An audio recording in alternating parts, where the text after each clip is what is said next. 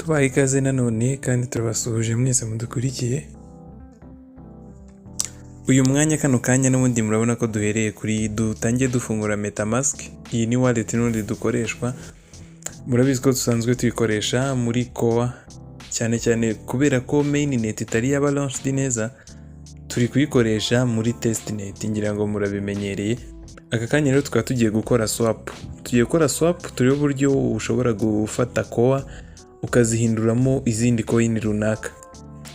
Aka kanya rero tugiye kubikorera muri Metamask. Turaza gukoresha link n'ubundi nkuko bisanzwe turi bushyire muri browser ya Metamask. Iyo link uraza kureba muri description nkuko bisanzwe ikiganiro. Ibi ngibi ni byiza kubikora, ni na ngombwa niko nabivuga, ariko nanone si itegeko. Ni byiza kubikora kugira ngo ikindi gihe utazabikora urimo urabikorera ku mafaranga ya nyayo wenda se yamaze kugira valeur runaka. Nkuko bisanzwe hano uratangira ushyiramo password. Ndashyiramo password. Nyuma yo gushyiramo password no gukora kuri unlock ugafungura Metamask yawe. Ibi ni byiza kubikora ubu ngubu tugikorera kuri demo, niko nabivuga, wenda tubyite demo, tugikorera nyine ano ma test, tukiri muri test. Ni byiza kubikora tukiri muri test kugira ngo bitazatuyobera cyangwa se tutazabikora tukibeshya, kuko ni ikosa wakora ubu ugifite amahirwe yo kurikosora. Ariko mu gihe uri muri real account, kukosora iryo kosa biragoye cyane, kuko niba ari nk'amafaranga wakoreye swap ukabikora nabi wenda ukayohereza ahandi cyangwa ukayabura, uba wayabuze byarangiye. Ariko hano nyine ko aba atari aya nyayo, n'undi uramutse unayabuze ntacyo bitwaye. Turaza hano kuri browser, tubutse ko igifunguka akenshi ahita hazamo ibyo uheruka gukora, ibyo wari uherutse gukoreramo. Urabona ko hano njye nibi nari mperutse gukoreramo niyo biba bise bifunguka. Ushobora kuza hano kuri home kugira ngo browser itise ijya kuri home page, ubona aho ushyira link, cyangwa se ugakora hano hejuru naho ushobora kuhakora ugahita pastingamo link. Link uraza uyishyiremo hano, hari search or type URL, pastingemo iyo link. Tugiye gukoresha ino link, ubwo turakora swap. Hariho amaswap menshi, hari Uniswap, hari Shadowswap, hari PancakeSwap, ariko twe hano tugiye gukoresha Shadowswap. Urayishyiramo ubundi ukore go cyangwa se search bitewe na keyboard uri gukoresha.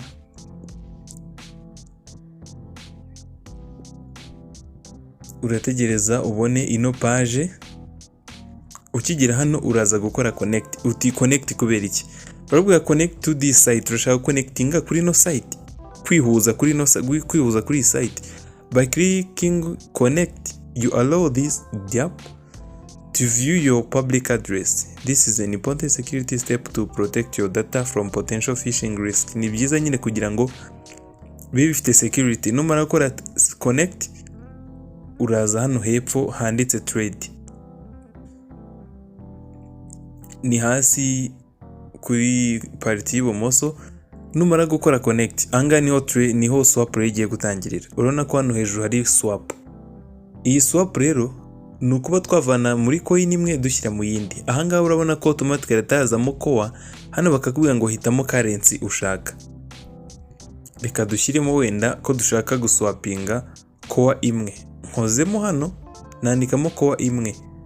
Hanyuma hano hepfo naho turahagera, tujye guselectinga currency dushaka gushyiramo. Nukora hariya urabona ko hari BTC tCORE token, hari Ethereum token, hari USDC, hari Theta USDT. Reka wenda tuvuge ko dushaka guswitchinga muri Theta USDT. Ni urugero. Urabona ko turaza guhita tubona ko tCORE imwe ingana na USDT 280. Ibi ngibi ngira ngo biragaragara. Hanyuma hano turaza no kubona minimum received, price impact na liquidity provide fee. Ubwo ni fee nyine murabyumva. Hanyuma tuze guhita dukora hano hasi connect wallet.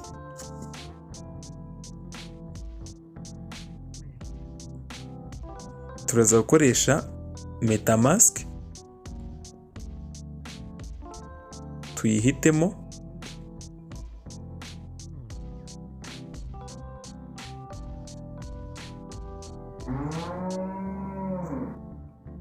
Hano bisubiye inyuma ho gatoya. Yes, hano tugiye gukora swap, wenda dushyiremo nanone tCORE imwe. hano tiriwe duhindura dushyiremo ko dushaka gushyira muri shadow, muri no coin ya shadow, ubwo ni coin y'ino Shadowswap. Hariya byari uko twari tutara connecting aho wallet. Nyuma yo kuyiconnecting aho rero urabona ko hano dushyizemo tCORE imwe iraza kungana n'iyi coin ya shadow 24, hanyuma dukore swap. Hano baraza kukwereka overview n'ubundi tukora confirm swap. Urabona ko n'ubundi hano baracyatwereka overview yuko one tCORE yaje kungana na ziriya shadow coins, undi dukore confirm. Hano banerekana gas fee cyangwa se transaction fee yakoreshejwe, bakaza kwerekana ko turi bwishyure core zingana kuriya zose hamwe. Hano bahita batubwira ko transaction submitted, ubwo nyine byamaze gukunda, swap namaze kuyikora byarangiye. Ngira ngo murabona rero ko ari ukuntu gukora swap. Ushobora guhita uhitamo kwadinga iriya coin muri Metamask cyangwa se uga closing. Reka tuyadingeho kugira ngo nayo tuze kuyibona muri coin dufite add token. Turaza guhita tuyigira nayo muri Metamask hariya. Imported token successfully imported shadow. Uno dushobora kugaruka muri wallet tukareba uko bimeze.